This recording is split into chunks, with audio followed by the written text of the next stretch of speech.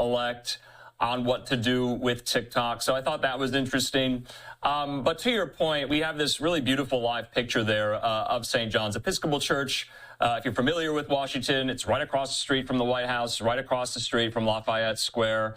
And to your point, Stephanie, on Inauguration days, in memoriam, it has been used for the incoming president-elect to, if they are imbued with their personal faith, to reflect, to, ask for God's divine grace and thanks and forgiveness as they embark on this incredibly, extremely weighty job, the weight of the world falling on the shoulders of those who sit in the Oval Office. And that's what we're seeing right now happen there. And so I thought it was interesting. Obviously, President Biden is an adherent of the Catholic faith. He's a devout Catholic. So he did not do this tradition back in 2021. He chose instead to participate in a service there at the Cathedral of St. Matthew the Apostle, a really, really beautiful church for those of our Catholic viewers in Washington. Biden chose that church before getting sworn in back in January of 2021. So, yes, if you are the incoming president-elect, you can choose based on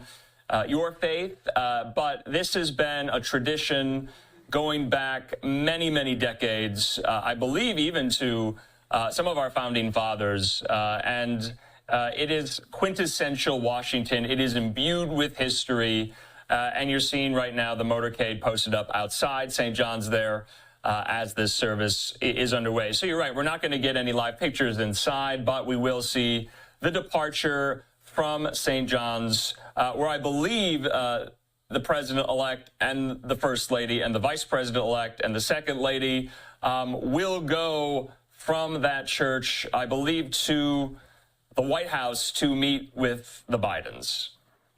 And I also wanted, Andrew, to bring up for our viewers right here some additional information about the St. John's Church. And you mentioned President Biden being of Catholic faith. St. John's is Episcopalian.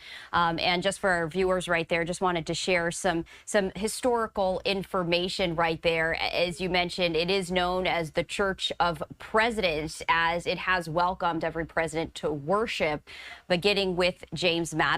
So, talking about the traditions and the history behind every event that we are going to be seeing today, many of them being started by some of those many, many years ago. Not every president has followed every single one of these traditions, some of them making their own tradition. And, as I was, taking a look at some of the history, seeing one of those trivias, which was, JFK being the last president to be sworn in to wear a top hat. So, history being made every single time, there is a swearing in ceremony.